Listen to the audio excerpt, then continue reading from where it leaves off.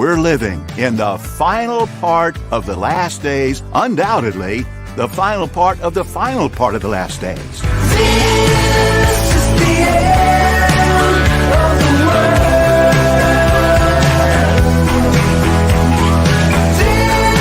This is the end of the world.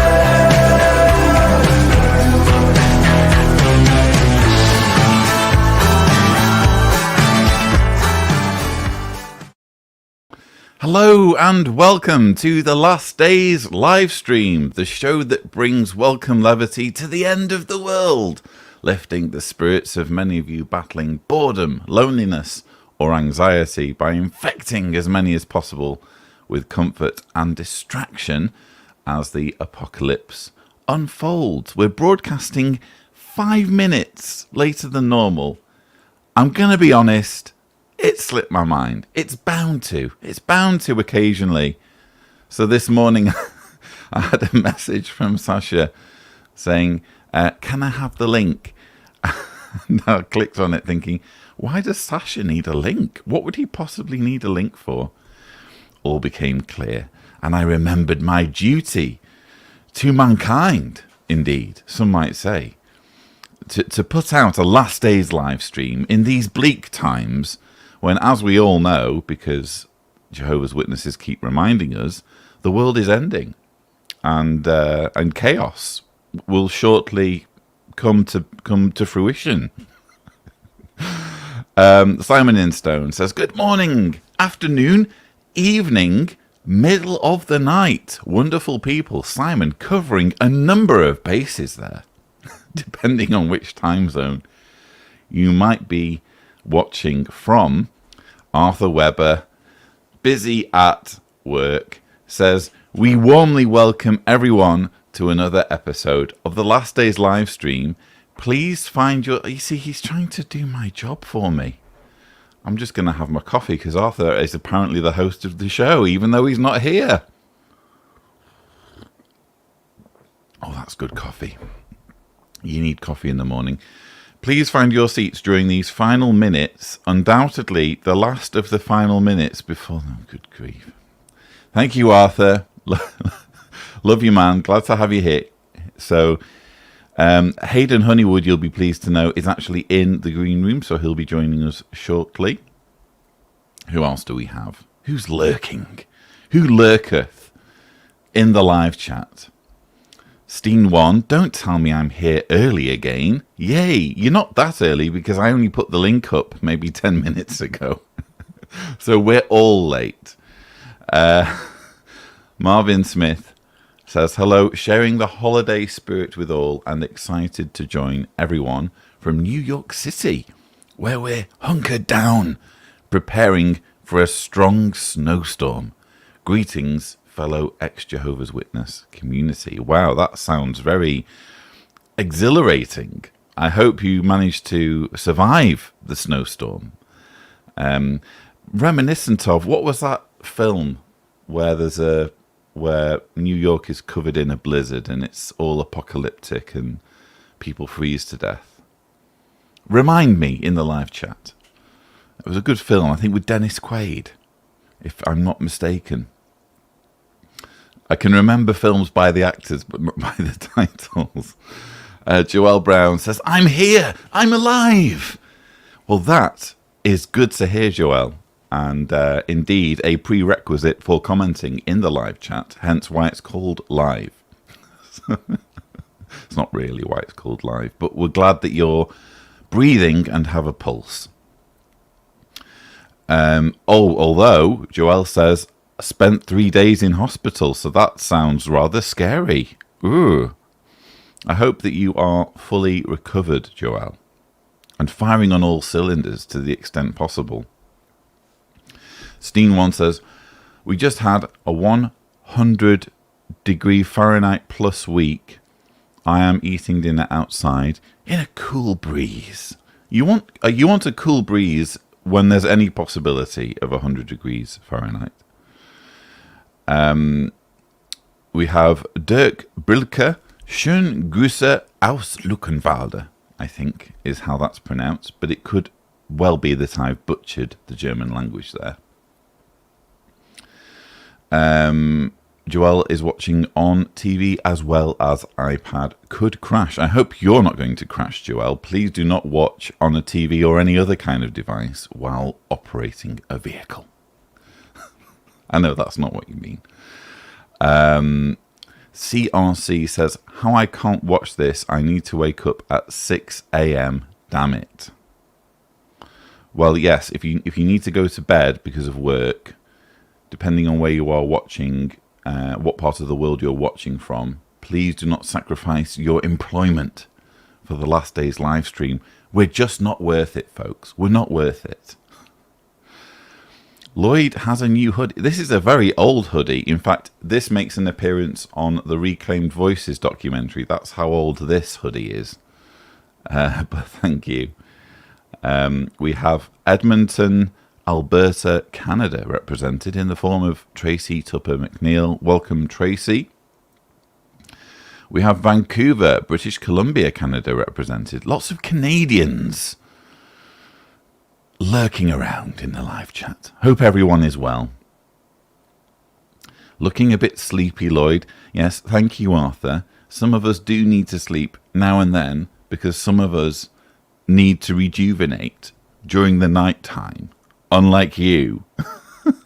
Arthur's a bit of a vampire. He doesn't know what sleeping is. And I know this because he slept in the bunker.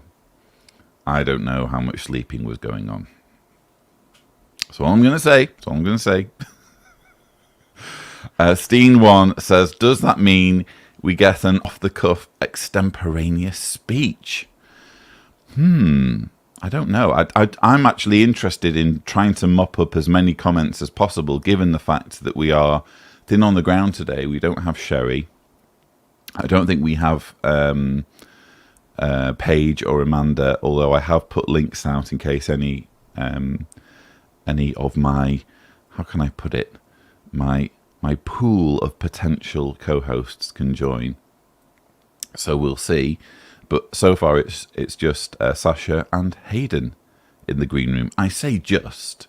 That's more than enough as far as I'm concerned. That's a killer panel. You're all very lucky to have their presence as far as I'm concerned. Riverbank says, hello, everyone. Hello, Riverbank. And a very nondescript avatar, if you don't mind me saying. That's certainly some sky and a bit of tree. By which we can identify you. Thank you. We have Salt Lake City, Utah, represented in the form of Jimmy B. Any millennium now, it'll be all over, says Defin Phoenix. in a positive frame of mind there, Devon. Morning from New Zealand, says Shane Meachant. Now that is an avatar. We all like to see a bit of Yoda in the morning. Sorry, I need more coffee.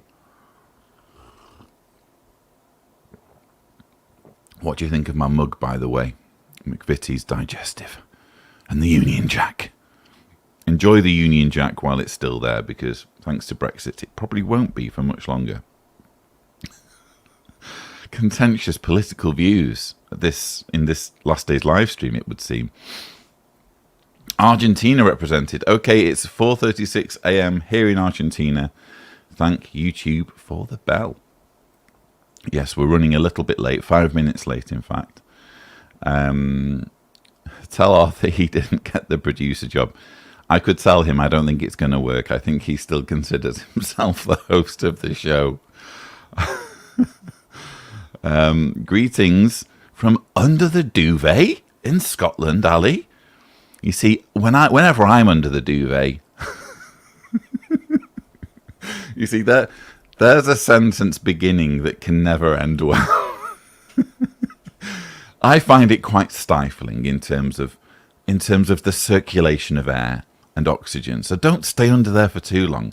You want at least a bit of an opening to allow the air to circulate. If there's a seal all around, what you'll find is that you're breathing your own carbon dioxide.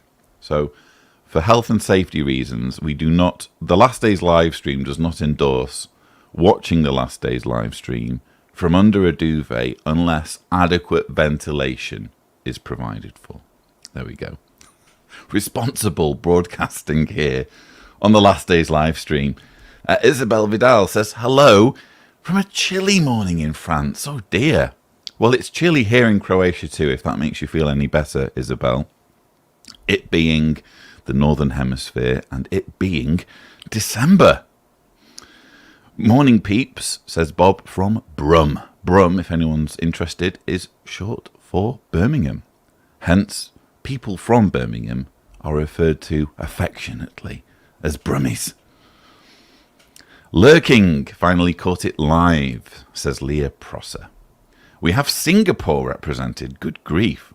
Thank you so much, Joe Wack, for being quite possibly my only viewer from Singapore. I mean, if there are any others, you're welcome, and please make your presence known. Seattle is represented. Washington State is where you will find Seattle. Nearly midnight, and they're still here.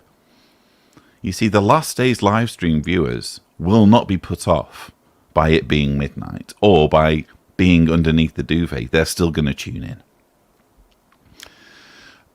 Santa Claus the movie. Bit of a movie recommendation there from Riverbank.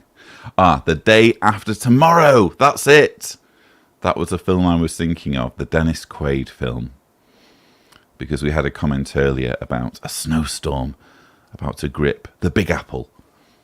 And that made me think of that apocalyptic movie, which obviously ties in nicely with the very theme of the show, the last day's live stream. These are the last days. Who's to say we're not going to have some kind of deadly blizzard strike us, and we're going to need Dennis Quaid to get out of it all? Who knows? You can't prove it. I can't prove it. Let's just read, shall we? How to Escape from Jehovah's Witnesses by esteemed author Lloyd Evans. We've been making our way through a chapter titled Elders Are Not on Your Side. Let me try and barrel through to the end of the chapter.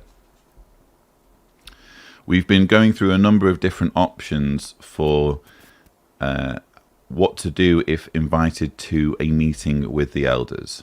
And I think we're up to option 3, which is neglect to attend the meeting, in which case you could likely be disfellowshipped in absentia, with your absence interpreted as evidence that you do not want to cooperate with the judicial arrangement.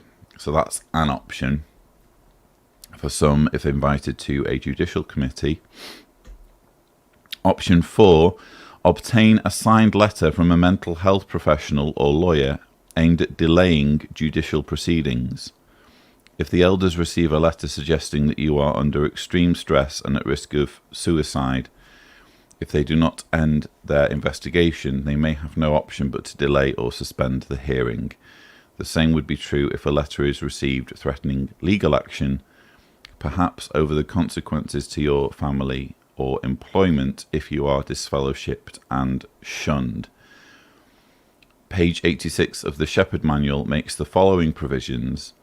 In judicial cases where the accused threatens suicide, it may be best for the committee to suspend the hearing to focus on helping him regain his balance. The judicial committee should communicate with the branch if there are questions about a certain case. If the accused threatens legal action against the elders should suspend proceedings and promptly telephone the branch office. Bear in mind that there are no guarantees that pursuing this fourth option will result in your escaping the attention of your elders. It could be that after consulting with the branch office, the decision is made to pursue judicial action regardless, in which case you will have only succeeded in buying yourself a bit more time. In the case of legal action being threatened, acrimony and ill feeling will inevitably be stoked with your would-be inquisitors, potentially making an already volatile situation even worse. Even so, depending on your circumstances and how desperate you are to fend off judicial action, you may feel that extreme measures are warranted. I should just mention at this point that when writing this book, I was basing it on the 2010 Shepherd book. There's since been, of course, an update to the Shepherd book, which I think kind of gives elders a little bit more leeway to barrel over these sorts of strategies, we might say, of trying to delay the meeting. I will be updating the Escape book in due course. I also want to do a second edition of The Reluctant Apostate, but roughly speaking, I think that advice is still applicable. So, if you feel that this is something that you are comfortable doing, to say, look, this is a legal issue, please refer to my lawyers or whatever. I think that's valid if that's something that if that's an avenue that you would like to go down. And let's just read the final few paragraphs of the chapter. Of course, nobody but you can decide on which course to take. While the fears and concerns of close friends and family members who will be impacted by your decision deserve some consideration, ultimately, this is your life. It is primarily you who will bear the brunt of the backlash if you make public your escape. Whatever path you choose, at least by carefully weighing your options, you can have the satisfaction of knowing that you did your best under the circumstances. Though it is appalling that Watchtower has put you in this position by making itself a captive organisation, there is some consolation in knowing that whatever happens, you are by no means alone in your struggle. When you visit Facebook groups and forums dedicated to ex-Jehovah's Witnesses, it soon becomes apparent that there are many who share your dilemma of pursuing conscientious freedom versus maintaining family ties. Having personally faced this decision and chosen living an authentic life regardless of the impact on believing relatives, I can only say that I have no regrets, and my wife feels the same. If anything, we would have split with the organisation sooner. As painful as the repercussions were in the immediate aftermath of disassociating, with many tears shed over the backlash from our witness family, the joy and satisfaction we now feel for being true to who we are and living an authentic life far outweighs the difficulties we experienced during the initial firestorm. Escaping from Jehovah's Witnesses can be very much like a pregnancy. The pain can be excruciating and seemingly unending when you are in the moment, but the final result is so beautiful that it is all worthwhile in the end. Now that you are fully briefed on what to expect from elders who may try to block your escape, we can now turn our attention to other areas in which caution is needed, including your use of the internet. So the next chapter is titled Protect Your Privacy Online, which we will consider in our next show. Now, time to bring in our long-suffering green room in the form of Sasha and Hayden. How are we, chaps?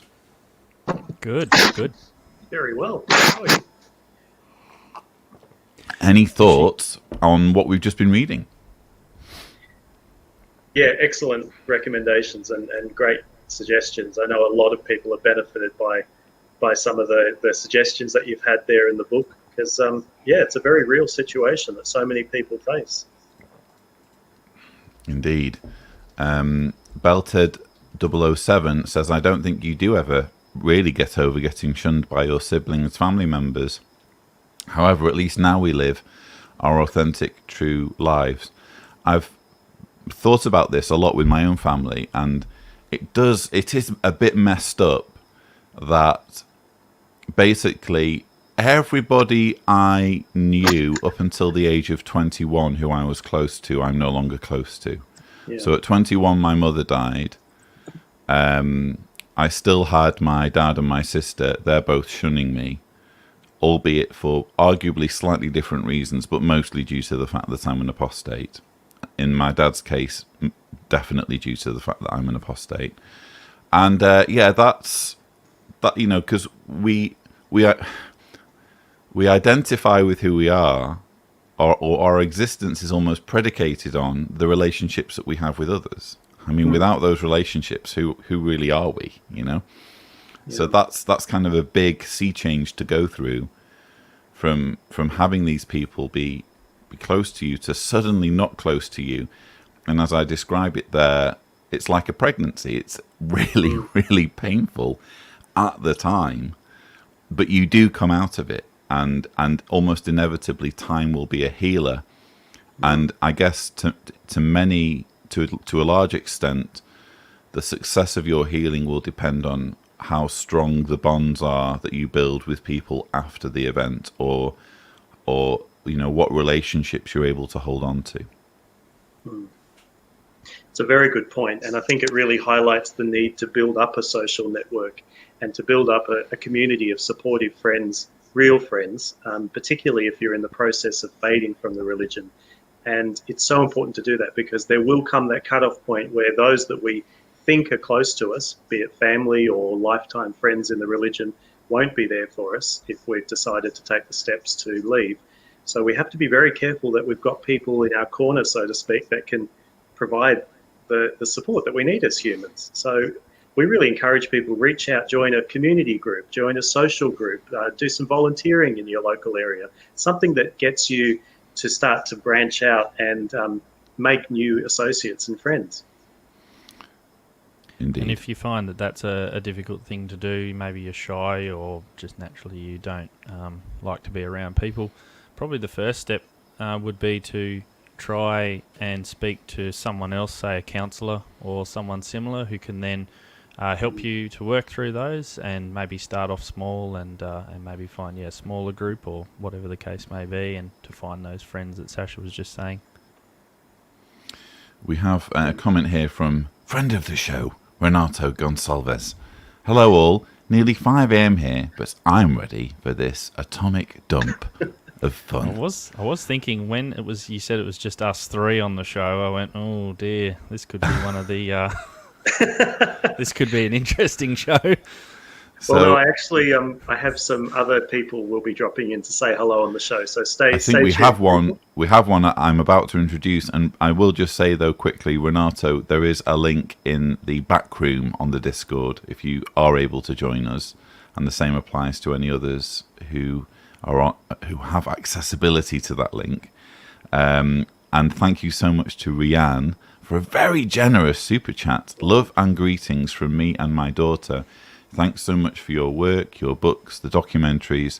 This channel has been an enormous help in many lives, including ours. It saved lives. Lots of love. Well, that's very touching. Thank you so much, Rianne. Big changes happening at the channel at the moment, and a lot of it is kind of pushing me to the brink of my comfort zone, if not beyond. But onwards and upwards, as they say. How are you going to get used to saying, don't forget to subscribe to the Lloyd Evans channel? Well, here's the thing. I've actually already got a list of alternative things for certain things. Like, I've got an alternative intro already lined up, which you'll see in the new rebuttal that will hopefully be released today. Can I just welcome Kimberly to today's show? Kimberly, how are you? Oh, audio. Sorry. We can hear you now. How are you? I'm good. How are you guys doing? Very well indeed. So presumably it's silly o'clock where you are right now. Yeah, it's about 3, but for me it's normal o'clock. So I normally don't go to bed until about like 5 or 6. Wow. Look, no judging here. As a fellow parent. No, it's just with COVID, my husband works during the day, and so I work during the night, and we're just making it work. Yeah. And we also are joined, very unexpectedly, I can only assume that this is Sasha's doing, by legend Paul Grundy. Hi, how are you? How are you, mate? I'm very good. Oh, excellent. Those are some impressive curls that you've got going on there. He's rocking the fro. Yeah. Since COVID, I can't afford to cut my hair anymore. Fair enough, mate. Actually, since I don't have to go to the office, I'm like, being an office worker is like being a Jehovah's Witness. You have to have short hair. So now I'm just on Zoom. I can do whatever I like. The problem that we now have is that we're all kind of starstruck because Paul is just a legend. And whenever I encounter him, I feel a sudden urge to prostrate myself before him because, like many others, I owe my awakening, at least in part, to his fantastic website, JW Facts. So it's a real privilege to have you with us, Paul. I find that so strange because you've done 10 times what I've done, like the amount of information and everything. I'm starstruck talking to you. No, really. I think that JW Facts is something I could never have the patience to put together. And we need to remember that it's a freely accessible resource that anyone can go to that covers so many points in such a logical way. I still use it when preparing many of my videos, so. In a way, it's kind of informing the content on my channel, so it's brilliant. Yeah, Thank you so much. I've stepped back quite a lot. Like this year, I'm like trying to do other things, get some new directions in my life. But there's all this like great stuff being released about COVID that I'm still updating pages, all the little bits and pieces of information that they're releasing. So still just push a little bit out there, but not so much as in the past. It's funny because now that I'm obviously doing this show, we have the Last Days quiz on a Saturday, and that forces me to go into my collection and go through some of the like publications from the 20s, 30s, 40s. I keep coming across quotes where I honestly think, I'm not just saying this, I honestly think I need to let Paul know about this. This is a beautiful quote for his website, and I'm not sure he'll have it, but yeah. I got an email about 2 days ago from a woman that wanted the 1969 bound volume because she said she showed her sister, and I think that was the one about never growing old. And her sister's like, yeah, but that's PDF. No one will believe that. Whatever. It's doctored. And she was looking for it. And I found online eBay $1,200 for all the bound volumes from the 60s. And then she found in her local bookstore the 1969 bound volume for $20 or something and bought it. I'm like, wow, I want it. I want it off of that. That's a classic, that one. And it's also the year I was born, which makes it more classic, I guess. That's one of the things about being a Watchtower collector and people knowing you're a Watchtower collector and being willing to help you is that sometimes there can be one item that you'll actually pay for on eBay, and then sure enough, the next time someone sends you a batch of books, that's one of the books that they send, and you're like, no! Oh, that's what disappoints me, because I had everything, I think, from the 70s. I had all the bound volumes, and I had magazines from the, I don't know, maybe the 30s. I used to mow the lawn for this 100-year-old witness in Tasmania. And I got rid of it all when I moved to Sydney. And now I'm just going, I would have loved to have all that on tap now. Actually, I'd like to have that, and you would like to have that more than probably any Jehovah's Witness would want to have that information. You know what? This collection, it's weird how I get so much more excited about Watchtower publications now than I did as a witness. To the point where one of the things I'm excited about now that I'm setting up a business in Croatia is that we can apply for a PO box, and I'll soon be able to just give people an address where they can send things. And I'm really excited about some of the stuff I'm going to get through. So, and you make a good point about the old material too, because as we know, there was an active campaign by the Society to encourage congregations to cull some of the old books from the library. So while they were throwing them all away, it's ex-JWs who were so eager to reserve them and save them for obvious reasons. Yeah, I mean, that was instrumental in my leaving, is that the Parramatta Kingdom Hall had all the old books, studies in the scriptures, etc. And so when I would be bored in the Watchtower study, I'd go sit in the library, and then I was reading through it, and that's where I stumbled across the pyramid, the one with all the pyramids. I was like, what was that one? The Time Is Now, whatever. And it was just, I just could not believe it. And I'd never read an apostate thing at all by that stage. But it's like in the Kingdom Hall, I was reading this stuff. Like, this is like pyramids. What is going on here? So I can understand why they would want to get rid of all that stuff. I remember just after they did that announcement, Sasha, there was a brother that was in my congregation that he used to bring along his old material and used to show people, and I didn't know at the time, but the elders always used to get a bit uneasy about it because he used to be showing them this old book that he had, and he'd still have the collection now, but yeah, it was didn't make sense until after. Well, isn't it funny that if you really want to make an apostate, all you've got to do is read the Society's own material? That's the number one source of apostasy. I view it as I view my collection as kind of inoculating people. I mean, when you vaccinate, you're using a tiny component of the original pathogen, usually, aren't you, to program the immune system? And so that's what this is all for, so that I can find tiny components and help, hopefully, people to inoculate themselves. Here's another one off Reddit, Lloyd, today. I think I read that they said, I think it was today's text they were talking about, something to do with changes when there's electronic devices, when they first introduced those. And someone found an old awake that talked about how using a calculator could be a bad thing. And this was, I think, in the 70s or the 80s. And yeah, it's legitimate. I couldn't believe it that was what they were publishing, saying that a calculator is not to be trusted and all this other stuff, referring to nowadays iPads and things like that. One thing, though, I get a lot of people go, oh, if I could just buy this old book or this old magazine, show them this quote, then my sister will leave or whatever. But it's like, it's not that easy. They...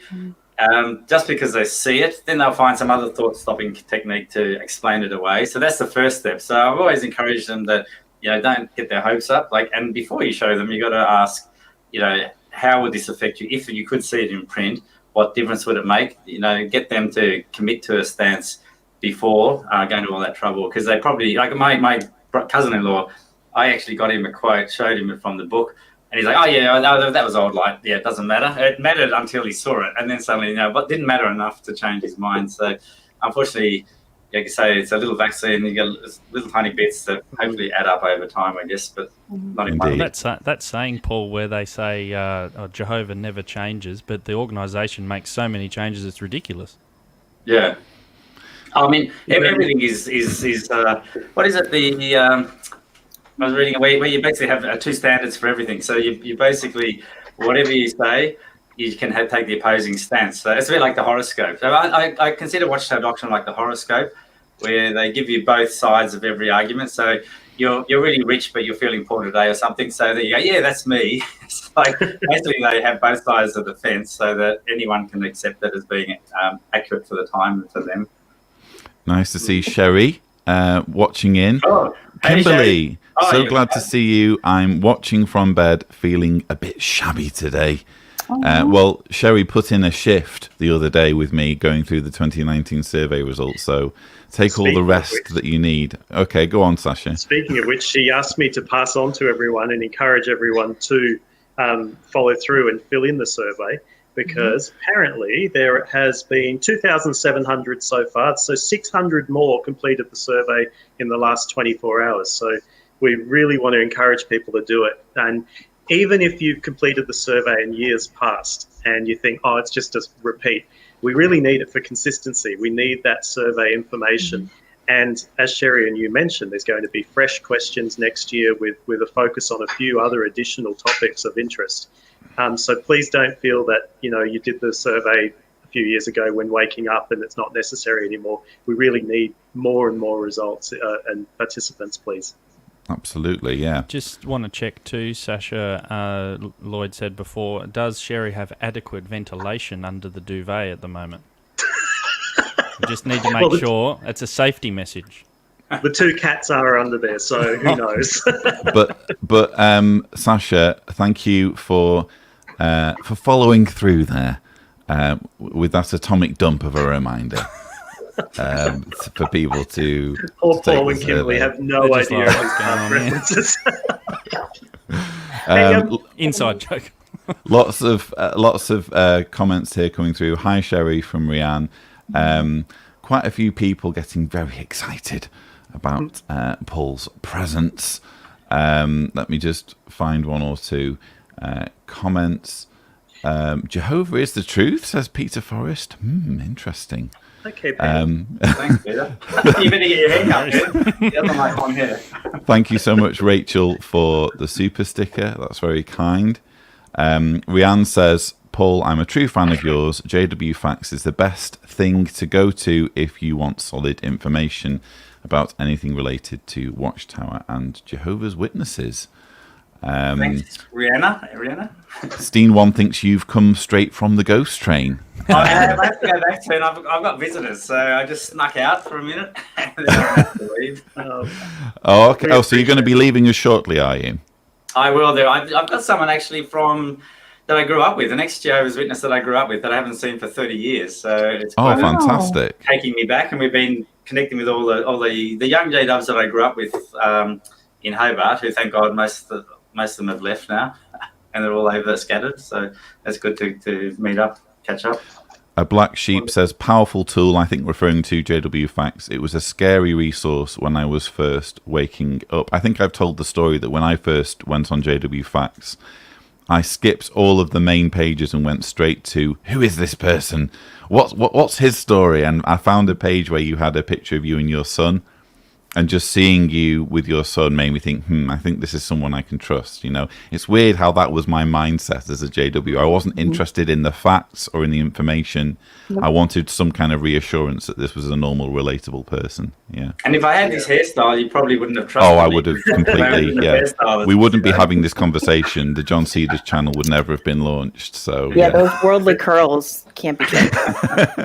You know, I have to again give Paul a real shout out and praise and appreciation too for the fact that he's always made himself so accessible to so many people who have reached out to him over the years. And even though you're trying to live your own life and you know, move forward, I can remember in those early days when I contacted Paul, and you know, the first apostate that Sherry was willing to meet was Paul, and the amount of time that you gave us and the support and the friendship we've built is something we really appreciate. And just the fact that you've made yourself not only available through the material, but as a person is greatly appreciated.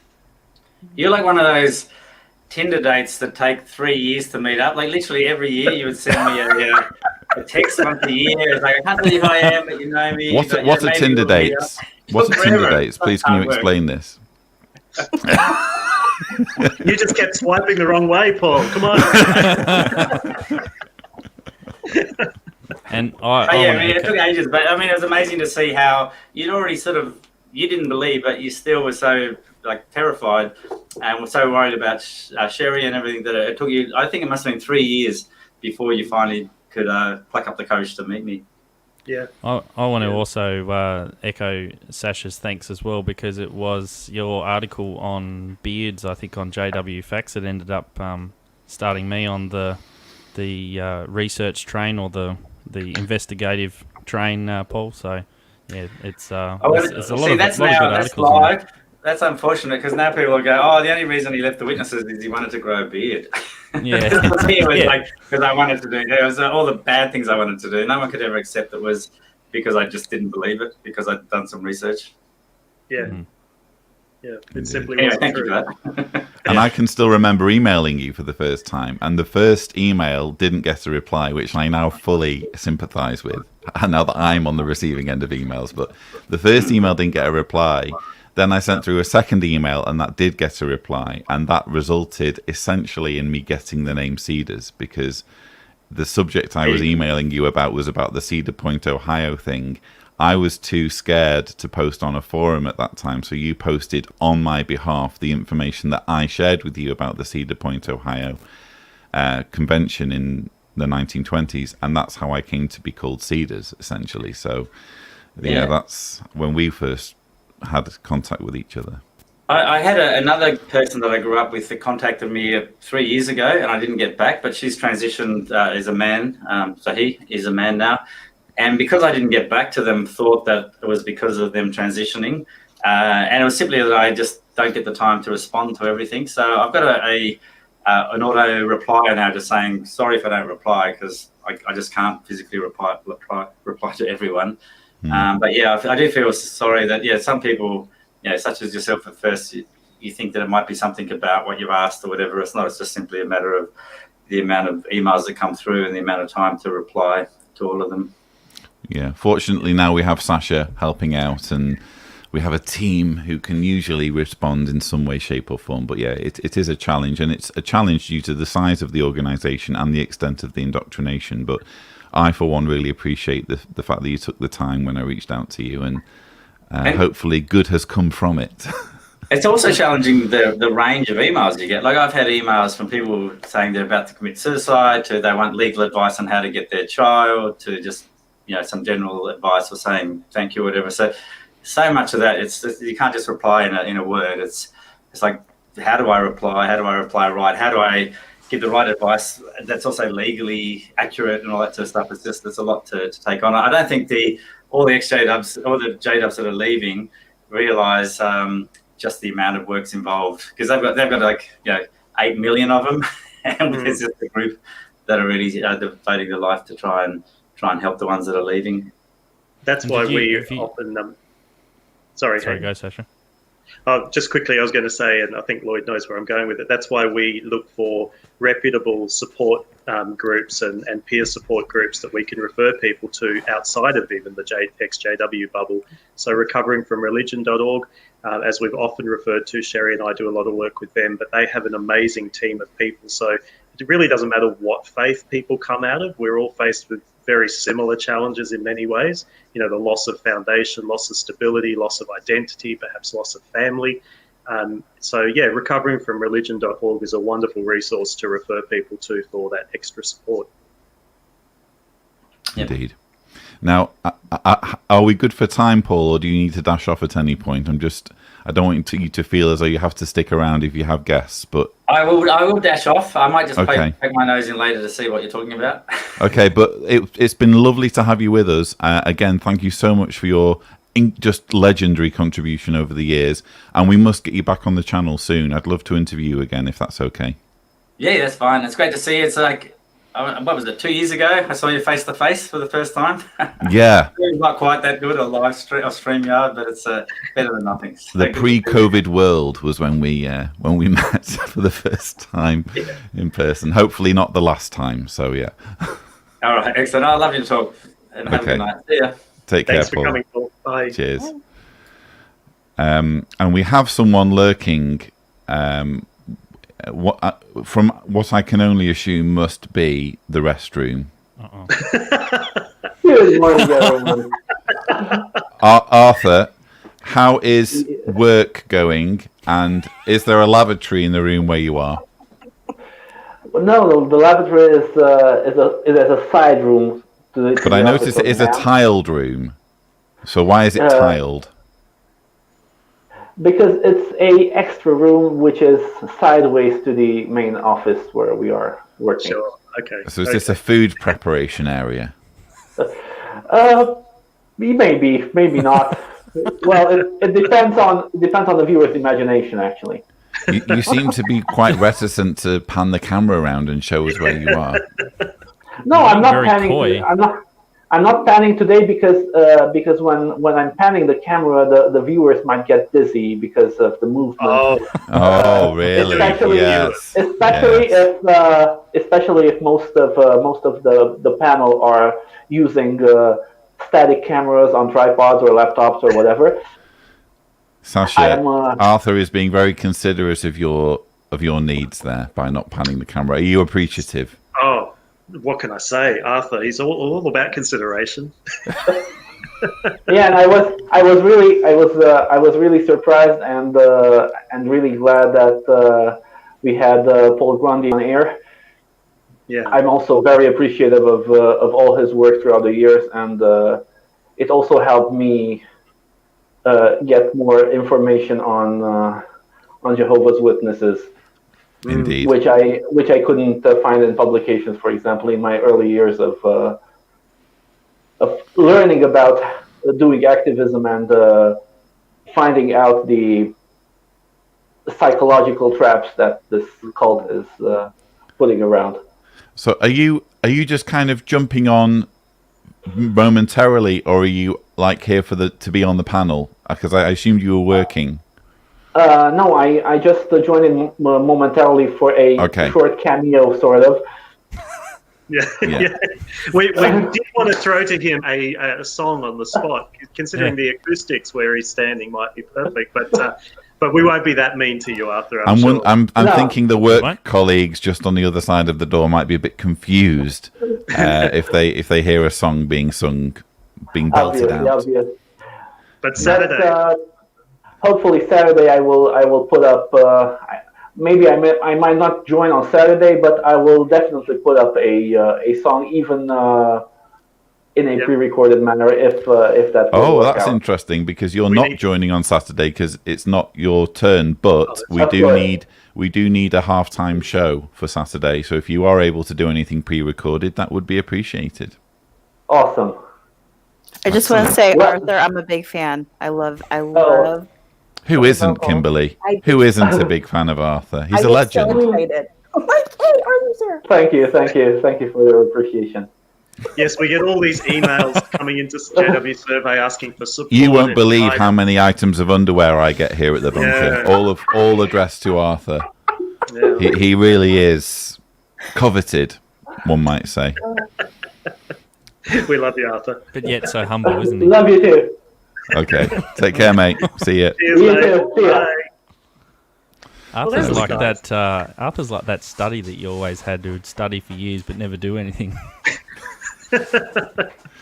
Or have all yeah. the knowledge, but Two legends making cameos there. We have Arthur and we reckon. have Paul Grundy. So that was a surprise. And particularly also to involve Kimberly, I invited her along because we had Kimberly do a cameo by virtue of a quote in one of our live streams a couple of weeks back, if many people will recall, when we were talking about the beautiful time of Christmas. And you sent us through that beautiful paragraph about what Christmas means to you, having woken up from the cult. So can you tell us a bit more about that, maybe, Paul? Sure. Yeah, I was just messaging with Sherry, and we were kind of talking about the holidays, and we were sending pictures back and forth because I love Christmas time so much. And normally, my husband and I, we argue over he's good with 2 weeks. I'm like a whole month of Christmas. He says that doesn't make it special. I was like, it is special because it's just 1 month. But anyway, this year I won and I got a month because we could all use a little extra cheer this year. But anyway, so I was sending pictures and I just started talking about it. And I shared with her that because it's something I like to do every year. It was in December that I left home and I was in a new place with new people. And I was just feeling very lost and alone and unsure. And yeah, I went out, I sat on the floor and everyone was asleep. And it was the first time I kind of felt like I was able to just be and breathe. And just with staring at this Christmas tree that I decorated for the first time. And it was I'm fortunate that it was a really wonderful experience. And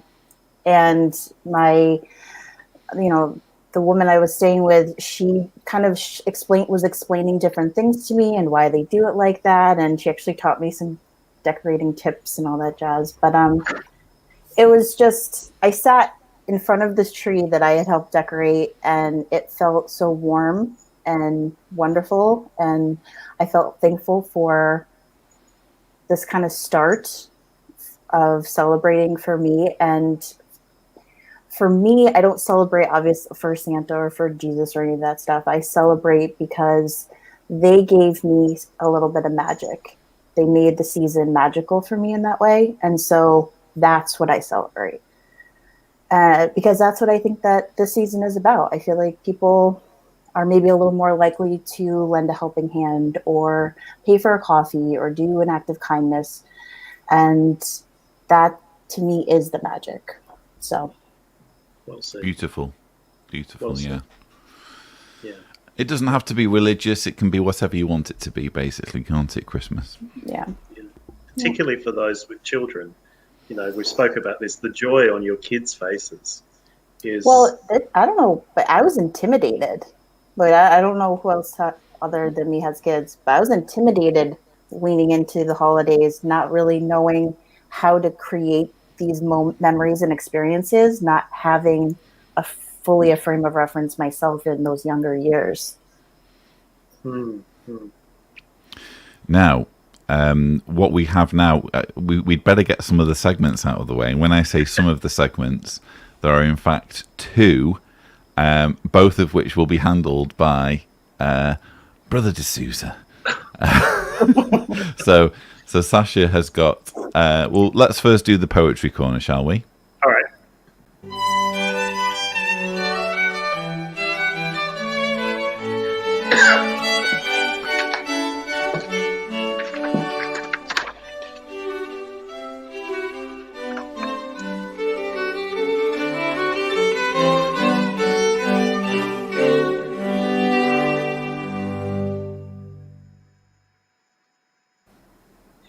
I think this one actually ties in with some of the stuff we were talking about when we had Paul here earlier as well.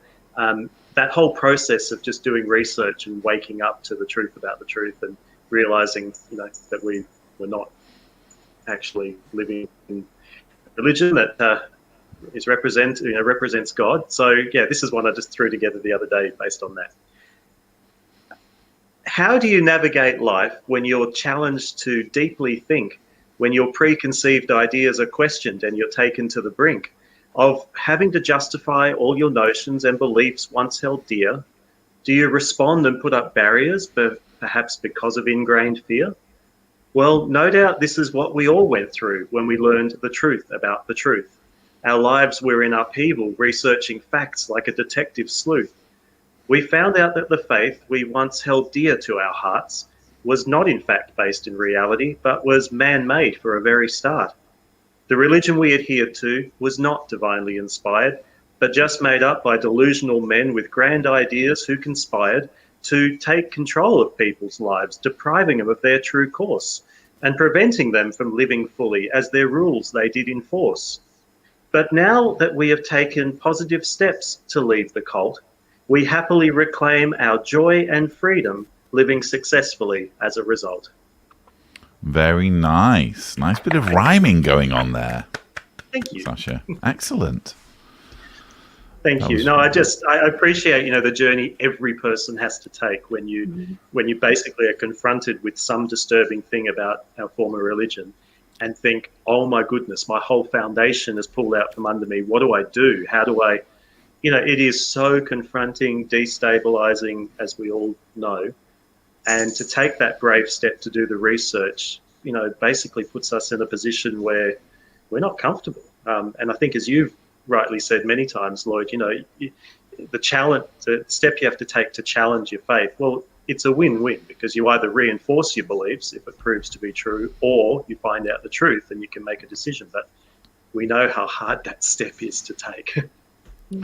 Now, I said earlier that there were 2 segments. I forgot there's actually a third, because Hayden approached me before the show and asked to do the Sing Along with Arthur segment. Did.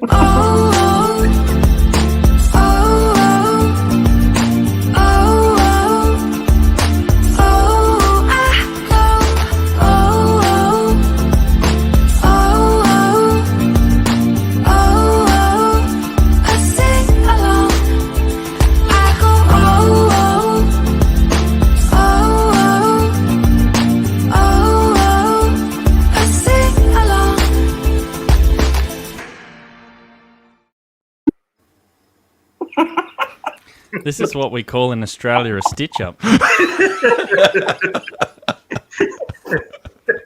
You mean you've changed your mind? I feel duped. Emphatically clear, viewers, that I did not volunteer. If I had some material prepared, maybe. Do you need some time to get some material? I'm willing to wait. I'm sure that Arthur's spent... I'm here for the long run, Hayden. We got nothing but time. I can't sing. I really can't sing. You have the microphone, you have the headset. The suspense of wondering what Hayden will do. I know, I'm still in suspense. I'll tell you what I can do. I can share. We were talking in the live chat about Renato said it was his first tree decorating year. And I've got a photo of mine as well, so I can show that. Ooh. It sounds like a vain attempt to get out of having to sing, but, we'll take it. Almost got away with it. I don't have a song, but I do have a tree. There we go. Oh, that is, that is. Very cool. That's the first one, including the $20 blow-up Santa from Bunnings. That's wonderful. And Jessica would have loved that Santa, by the way. Yeah. Awesome. Fantastic. And so, Hayden, what would be your favourite Christmas song that you might sing? Perhaps even a non-religious Christmas song. Is there one that you might sing standing around under that tree? Well, that's the thing. We need to learn them. I need to learn the words, Sasha. Maybe can we get one of those ones where they do the lyrics that with the bouncing ball for Hayden? Can we set that up? And I would like to suggest song, which is "I Want a Hippopotamus for Christmas." Oh, It's a good one. It's fun. I think we had. Didn't Arthur sing that in one of his sing along with Arthur's? I'm sure. I just remembered I've got visitors too.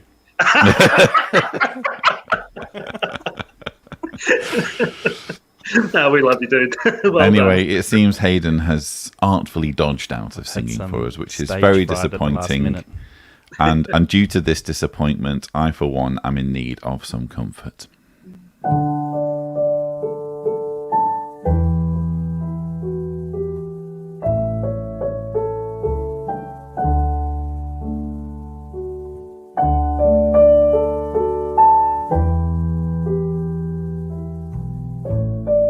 Sherry's Comfort Corner.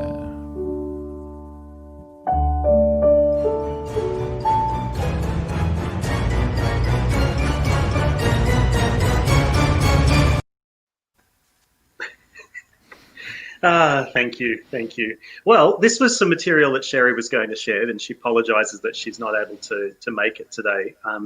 But Lloyd, I think you've got a screen share there, or an image you might be able to bring up on the screen if possible.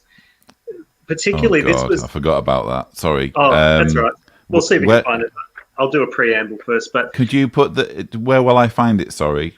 The image. emailed it to Peter's. Oh, of course, yeah. Okay. Well, while you start, and I'll try and find it. Sure, for you. thank you. I mean, this was particularly inspired. Remember, the original reason we got together with these last days live stream was to provide support during this absolute time of upheaval. You know, the world's gone crazy when we've been put into lockdown situations and everything is a bit of turmoil. And we appreciate that some parts of the world are still really doing it tough. And perhaps, Kimberly, you can speak to that after we go through this. But from the perspective of those in the States.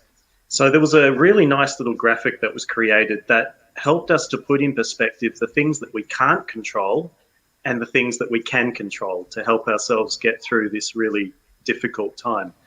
So, yeah, looking at this, it shows on the outer circle that we can't control a lot of things, particularly about the pandemic and about how certain people might be reacting in the community or reacting around us.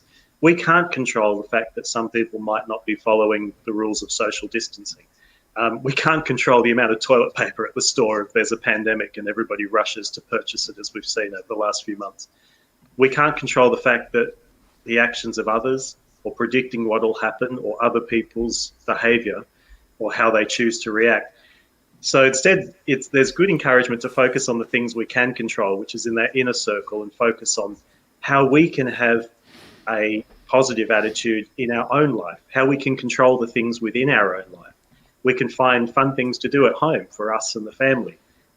We can choose to follow the recommendations of health officials.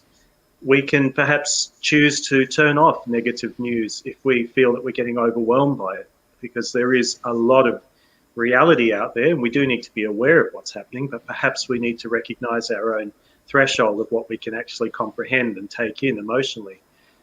And we can control how kindness and our grace, or our dignity, poise and grace, as we often like to say, we can control how we will act in a community. Even if others choose to act in a way that we might find confronting, we can choose to react and control our own demeanour and our own dignity. So I just thought it was very interesting to keep that in perspective, because the reality is there is so much going on around us that we can worry about till the cows come home, but we can't fix it. And that can sometimes feel really overwhelming. But if we just think about the things that we can control, we'll muddle through each day with positivity, and that'll just help us to come out the other side of this situation. And we'll look back at this period of 2020 and see that, as confronting as it was also a time to build strength of qualities and character in ourselves. And, you never know where these strength of character might come in handy in our future life as well. So, yeah, thank you for sharing that screenshot, Lloyd. But well, thank you for sending it through, and what a superb graphic. The only thing that's confusing me is why there's a fox on it. Well, what does the fox say? So apart apart from the animal intrusion, I agree with this, and it kind of relates in a way to what I was saying as well in some of the recent voicemails where people have spoken about their hatred and how do I deal with feelings of hatred towards the organization, and that relates to this. Are you willing to let go of things that you don't have control over? So if someone's shunning you, you don't have control over that. When it comes to waking people up, you don't have control over that until they come to you and start asking you questions. Then it enters that sphere of I can control, because you're having a conversation that they have instigated. But you can't control what they choose to believe, or the conversations they choose to have, or the information that they choose to take a look at. So, yeah, definitely interesting material there. Yeah, it's a very good point to apply it, particularly to our unique situation of coming out of the religion. It's because at the end of the day, we all have to reclaim our lives, and we have the responsibility to live our own lives with happiness to the best of our abilities. So why should other people impact on our happiness? It reminds me of that old expression that the only power people have is that which we allow. So we can't control them, but we can control our reaction to them. Indeed. Just looking at some of the comments. Like a fox, there we go. There's the connection. Amanda says, I find this really important for peace of mind. Yeah, you really can't allow yourself to worry or stress too much about things that you just have no control over. We're passengers on this planet. History will unfold with or without our participation. Just try and enjoy the ride as much as you can. Let's see. Stoicism on the channel, says Catherine Wilson. And a black sheep says, oh yeah, I love the circle of control. It's very helpful in letting go. So yes, lots of people relating to that information, which was undoubtedly very comforting and has helped me get over the sense of crushing frustration and bordering on betrayal of Hayden's refusal to sing. So I feel like we're going to get off and he's going to turn on Rockin' Around the Christmas Tree, dancing and singing. Yes. How did you know? Kimberly, how are things? Sorry, go ahead. I'll have to learn the words during the week and maybe return in the next season, because this is the last live stream, isn't it, on a Wednesday night, Lloyd, for the year? I can't. No, for the year it is. Yes. I think. Yeah, I think this is the last one for the year. But we have obviously the Saturday show, and then we take a mid-season break, and then we're back in January. I've got plenty of time to learn all of those Christmas songs.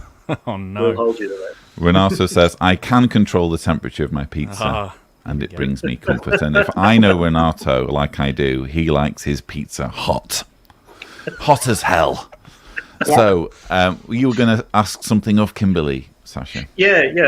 If you don't mind, Kimberly, we're looking at the whole situation in the world, the pandemic situation from Australian eyes, Hayden and I, and things are unbelievably good. We feel very privileged to be here in Australia with the way things are being resolved. How are things going for you in your part of the world? So I think, where we are, I live a little outside of one of the local cities. So we've too have been fortunate with where we are that we're not close to a lot of people. My kids are doing virtual schooling. So the amount of exposure that we have is really just the grocery store and whenever we really need to go out. But numbers are rising, and it is frustrating when you are doing the things within your control and you still see that, because we need to work as a collective to be able to get through this together. Yeah, well said. And because that's the reality, no matter how much care a lot of people are taking, some are still coming down with this terrible virus, and we feel for these ones. And a lot we know through the XJW community have been affected as well, and they've been taking all the precautions possible. And yet it's other careless people around them that are not following the guidance, and that's really tragic. We really feel for those who are affected. It's interesting how, with the vaccines now starting to be circulated, it does feel a little bit like just hanging on if you haven't already had COVID. And I realise at this point many people have had COVID.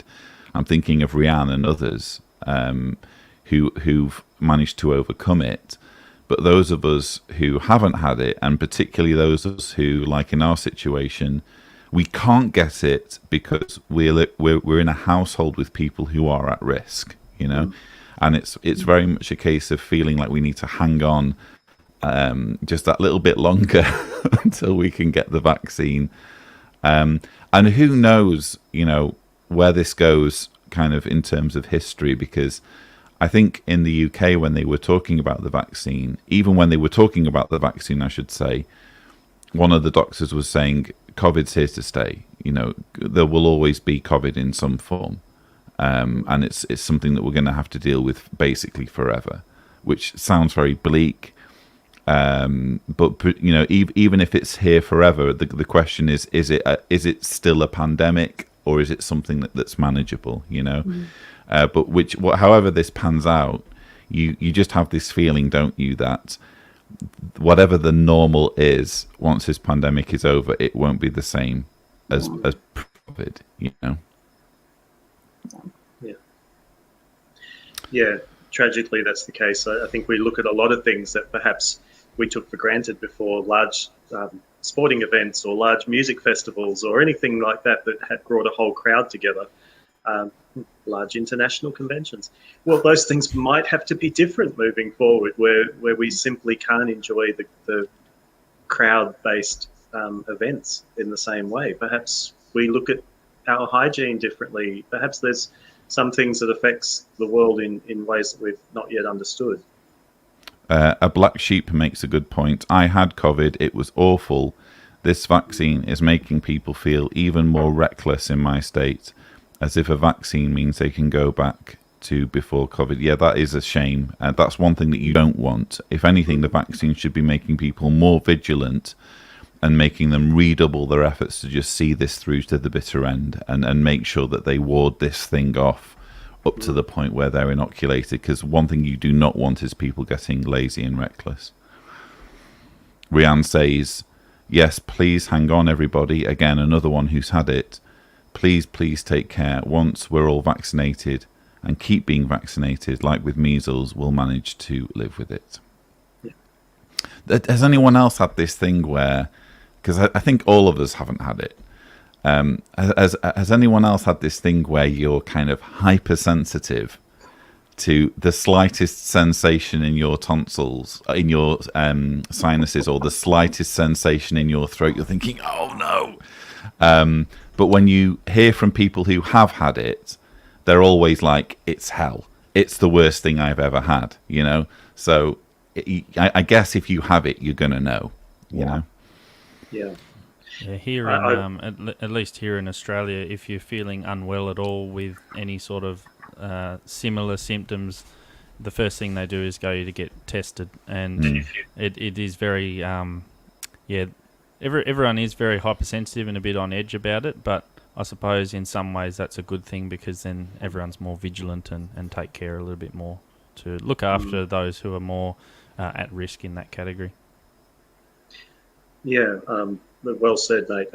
One of our good friends that we all know, Howie, came down with it, and he was describing his experience on Facebook, and yet he's taken all the precautions. He's been very wise, and he was just saying the exhaustion, and, you know, it's heartbreaking to see somebody who's normally fit and healthy be affected. And so many people we've heard of around the world who are normally fit and healthy. And I noticed a post on Seth Andrews' Facebook today. He said his neighbour next door, friend and neighbour, suddenly died from COVID. You know, this is real. It's really happening to people. And it baffles me that some people are becoming complacent or blasé about it. And, you know, even here in Australia, as privileged as we've been to be in a situation where it's basically eradicated, we have become a little complacent, if I'm honest, here in Australia. And perhaps that's not a good thing, because resurgences could happen and there can be new waves. And I've kind of had to remind myself not to go back to shaking hands and all of that sort of stuff that we took for granted before, until the health officials officially tell us it's okay, and that might be years away. We had a tragic story here in Croatia involving an XJW, and I think I can tell this story as long as I don't name anyone. But it's someone that we have a very, very small kind of fledgling ex-Jehovah's Witness online group that we're trying to kind of we're trying to encourage it. And one dear member had a really tragic experience with his grandmother, who needed blood, needed a blood transfusion, and he managed to persuade her to receive the blood transfusion, effectively saving her life.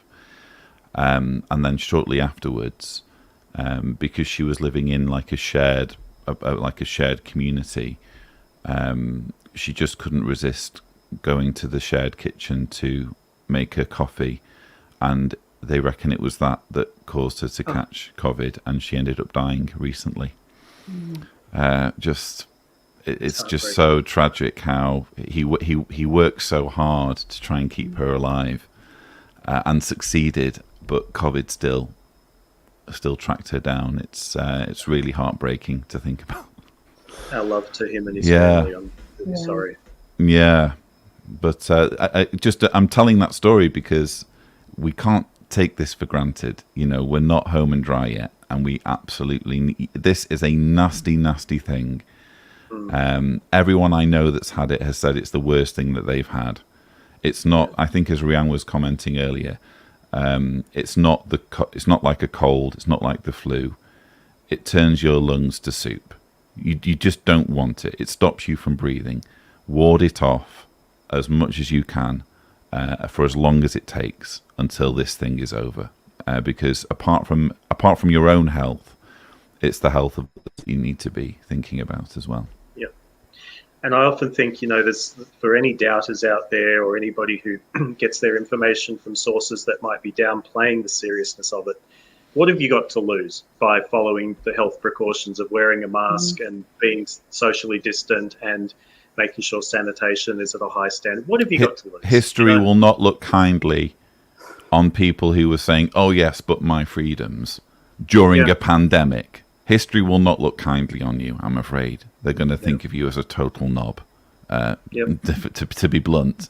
It's so true. I find seatbelts very restrictive. I find it an attack on my freedom to be able to move around the car freely.